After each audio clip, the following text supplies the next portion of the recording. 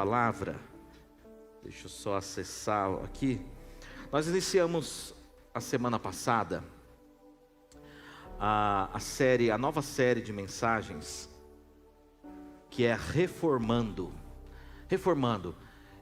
Vamos dizer assim, que em comemoração, em homenagem ao mês da Reforma Protestante. Dia 31 de outubro é o dia que nós comemoramos a Reforma Protestante. E o que é a Reforma Protestante? Falamos semana passada, eu quero só dar uma breve passada, para que todos estejam na mesma sintonia. Primeiro eu quero ler um texto. Nós lemos o texto, eu quero só pegar 2 versículos desse texto. Então nós começamos hoje Reformando, parte 2, tá bom? Vamos lá, esse texto é o texto de 2 Reis, capítulo 22.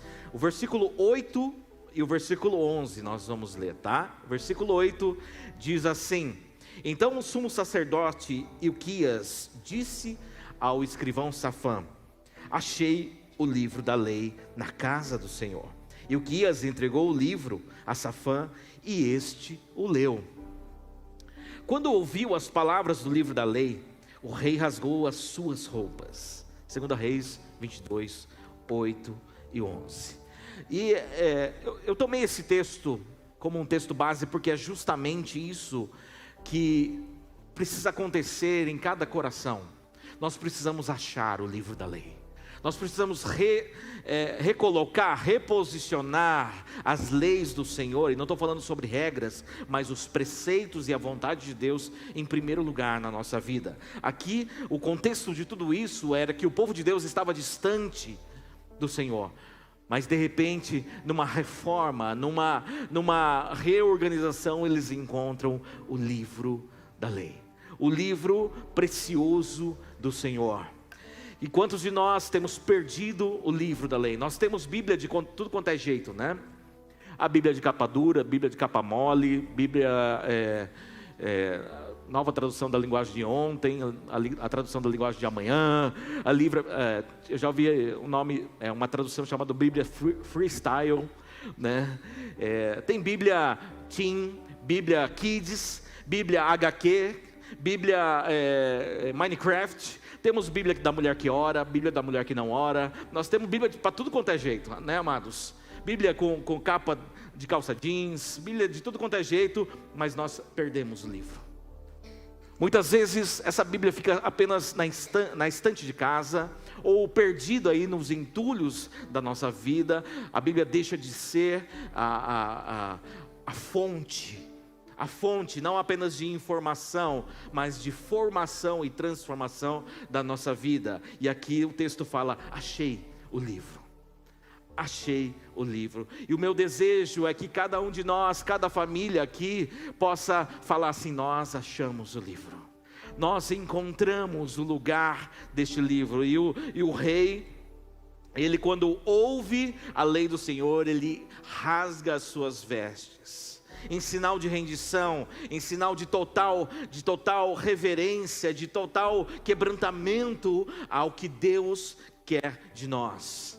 Muitas vezes nós estamos apenas tomando pílulas da Bíblia, vendo um versículo do dia, o horóscopo gospel, o Reels, aquele mensagem rápida que vem no seu Facebook, né? Apenas para aliviar o teu coração, ou para desencargo de consciência gospel. A gente não tem o livro da lei como centro da nossa vida. E o resumo da semana passada, eu falei um pouco sobre a reforma, mas antes da gente entender a reforma, a gente precisa entender a forma. Quando a gente reforma um prédio, é porque já foi construído o prédio, já foi detonado o prédio e a gente vai reformar, certo? Quando a gente reforma um carro, é que esse carro foi construído, estava novinho em folha, foi desgastado, quebrado, amassado, daí a gente fala assim: vamos reformar, ou seja, vamos voltar à forma, vamos trazer de volta o uso, mas para isso eu preciso de investimento. Então, para que a gente entenda a reforma, eu falei semana passada que a gente precisaria entender a forma. E a forma do Evangelho sempre foi o sacrifício de vida. Começa com Jesus entregando a sua própria vida por nós. Começa com Jesus perfurando, sendo perfurado, sendo pregado no madeiro e feito maldição por mim e por você. E a partir disso, seus discípulos, eles começaram a propagar, a multiplicar o Evangelho. Eles foram perseguidos, foram maltratados. Se você lê Hebreus 11, fala da galeria dos heróis da fé. E é muito chocante você tentar imaginar o que aconteceu na galeria dos heróis da fé. Porque vai falando de homens e mulheres notáveis. Abraão, pai da fé. Noé, pela fé. Fala até de Raabe, pela fé.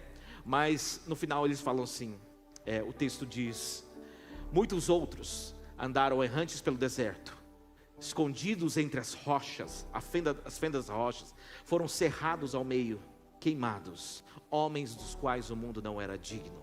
Isso era a forma do Evangelho. O Evangelho era: ou você morre para si mesmo para morrer por Cristo, ou você nem cristão era. Não existia um meio termo. O Evangelho era um Evangelho de cicatrizes. Os livros apócrifos, não é livros da Bíblia.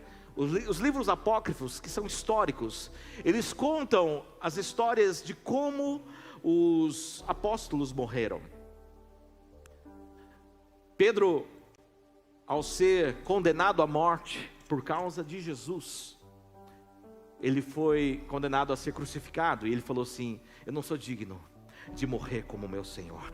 Então viraram a cruz de ponta cabeça. Ele foi crucificado, morto, crucificado de ponta cabeça. Outros foram decapitados, foram torturados até a morte. Deus fez deles homens dignos do Evangelho. Hoje em dia, se a gente torcer o dedo na igreja, é perigoso sair da igreja. Hoje em dia, se um olhar torto porque é vesgo, falar: olhou torto para mim, eu vou abandonar o Evangelho. Amados, nós perdemos a forma. Nós perdemos mais do que a forma. O Evangelho nos dias de hoje perdeu a noção do que é a forma. A gente não sabe o que é o Evangelho. A gente não tem noção do que é carregar o nome de Jesus. Sabe por quê? Porque ser cristão gospel é moda. Ser evangélico hoje é moda. Mas a forma era sangue e lágrimas por causa de Cristo. E eu falei sobre Nero. Nero foi o imperador romano que botou fogo em Roma. E por causa disso ele viu que os bairros onde os cristãos, os judeus cristãos convertidos moravam, não pegaram fogo. Ele botou culpa nos cristãos. Foram os cristãos que botaram fogo em Roma. E os crentes foram crucificados e queimados vivos porque Nero resolveu botar fogo em Roma. Nos anos 70, não é 1970, tá? É ano 070, tá? Depois de Cristo. O Vespasiano inaugura um monumento chamado Coliseu. E o Coliseu, amados, hoje é tido como um lugar muito visitado, ponto turístico, histórico. Mas sabe que naquela terra existem litros e litros de sangue de cristãos. Os cristãos eram tidos como aqueles que iam dar a abertura do show dos gladiadores. Então soltavam-se cristãos no Coliseu e os leões para comerem os cristãos. E o povo, uhul, beleza, maravilha. Antes de começar o filme, dos gladiadores, tinha cristãos sendo mortos ali. Mas uma coisa que eu li foi que houve uma festa de 100 dias de inauguração do Coliseu, onde mais ou menos 10 mil cristãos foram mortos. Isso era a forma do Evangelho. Esse era o Evangelho que talvez ninguém de nós estaríamos nele, por nossa escolha. E depois que nós entendemos a forma, nós falamos um pouquinho. A forma, a deforma, ou seja, o tempo onde essa forma foi destruída. E a partir dali, lá por volta do ano 313 depois de Cristo, o imperador Constantino, ele se converte ao cristianismo. e ele institui o cristianismo como religião oficial do seu império. Por um lado, cristãos pararam de ser mortos para serem bem tratados. Por outro lado, amado, o cristianismo perdeu sua forma, porque as pessoas não mais se convertiam ao cristianismo. Elas se tornavam cristãs. Não tinham uma conversão, havia uma convenção. Havia uma convenção dizendo que, olha, ou você é cristão, porque o império é cristão, ou você está fora. E todo mundo se tornava cristão, porque é uma regra. O cristianismo agora é o padrão. Do século V ao século XV, é considerado a Idade Média, mas do século XII ao XVI, é chamado de Idade das Trevas, onde a igreja, depois de tanta evolução nesses séculos, de um cristianismo por convenção, ela se torna uma igreja perseguidora. Presta atenção, a forma original da igreja era uma igreja perseguida. A deforma é uma igreja perseguidora. Toda vez que você, como igreja, acusa alguém, você é uma igreja perseguidora. Toda vez que nós, como igreja, entramos numa briga e começamos a massacrar uma massa de pessoas, uma religião que seja, uma ideologia que seja, ao invés de amar, nós estamos sendo a igreja deformada. Então, essa igreja, ela lança a Inquisição. A Inquisição nada mais era do que uma condenação para aqueles que eram contra as ideologias da igreja. Por exemplo, falar que a Terra não é o centro do universo, e sim o Sol, do nosso sistema, isso era ir contra a igreja, era condenado. Pessoas que eram contra o posicionamento político da igreja, ou os seus abusos de autoridade, eram condenados. Pessoas que entendiam biblicamente o que era certo e se colocavam contra a igreja, eram condenados. E eu quero só ir fechando aqui, porque nós temos algo muito especial para hoje. Houve uma evolução das heresias cristãs. Eu vou falando rapidinho, tá? No ano 300 começou-se a oração pelos mortos. 320, uso de velas pelos mortos. 375, veneração de anjos, santos, imagens. No ano 500, vestimentas sacerdotais para o alto clero. Em 593, surge então a doutrina do purgatório, ou seja, aquela sala de espera, né? Depois que você morre, né? Os cultos ou missas, né? Os momentos religiosos começaram a ser executados no latim, para ninguém entender, né? Para ninguém entender, porque não era a língua. Surge a canonização, celibato, Inquisição, a doutrina da transubstanciação, isso nós falamos semana passada, não quero falar agora. A confissão auricular e a penitência também surge, né? E em 1229 existe a proibição da Bíblia aos leigos. Quem são os leigos? Quem não é o clero. Ou seja, 98%, sei lá, 99% das pessoas não tinham a Bíblia. E então a coisa foi ficando cada vez mais feia, até que no século XVI, o Papa Leão X, ele institui a indulgência. A indulgência papal, por causa de uma necessidade de recursos para a construção da Basílica de São Pedro. Ele então vê uma maneira de arrecadar essa verba, colocando uma indulgência papal. A indulgência, na verdade, era um documento assinado pelo próprio Papa, declarando o perdão dos seus pecados, mas para isso você tinha que pagar. A igreja então começa a vender aquilo que Jesus pagou o preço.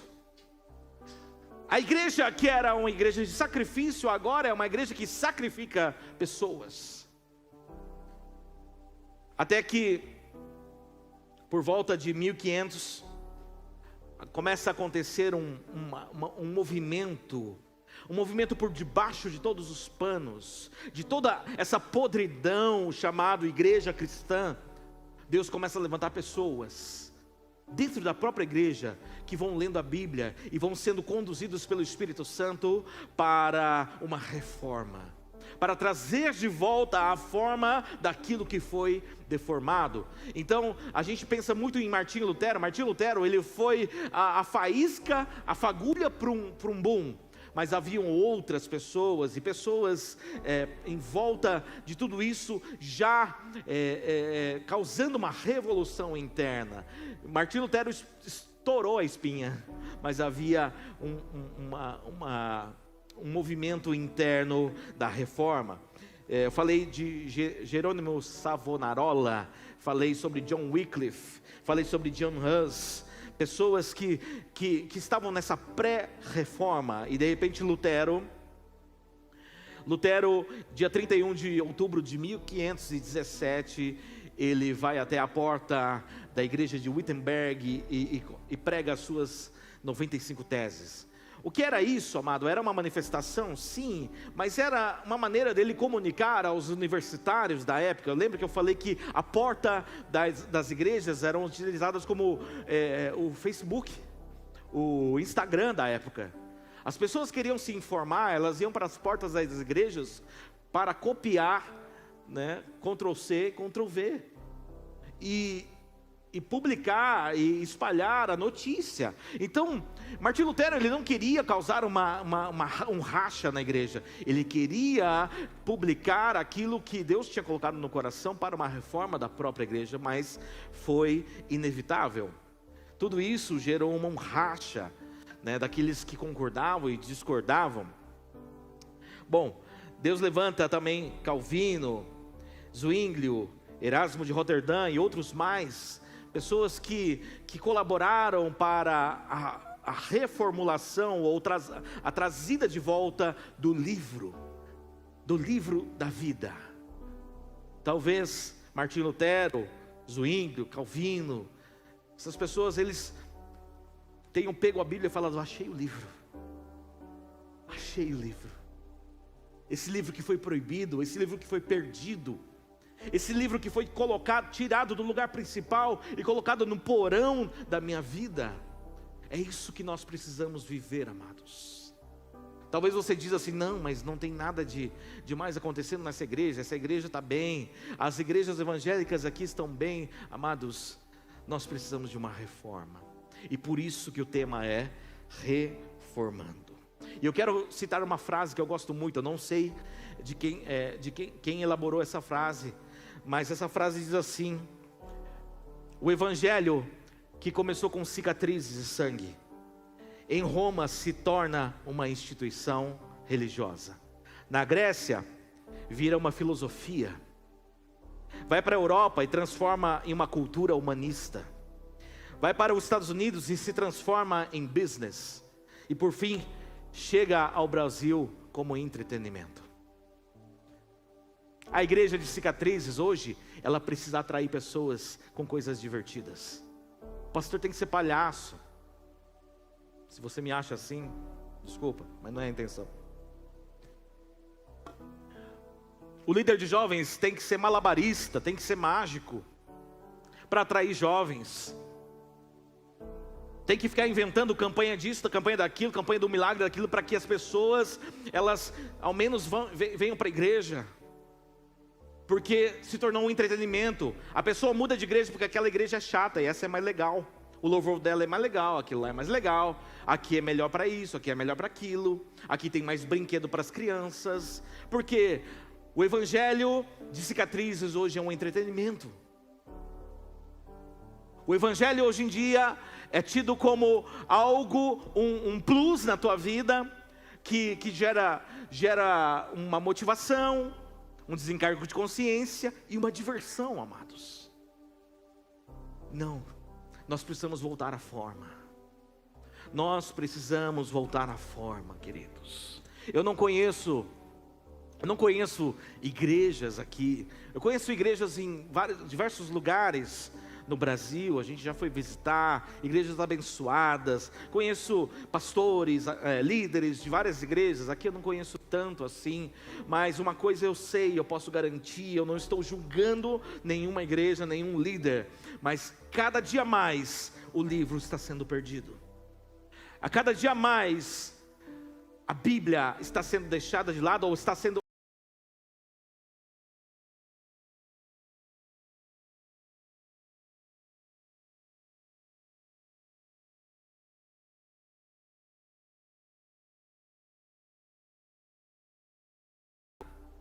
ou seja, tudo aquilo que ele falou, tudo aquilo que ele pregou, não tinha nada a ver com nada, a não ser consigo mesmo. Depois pega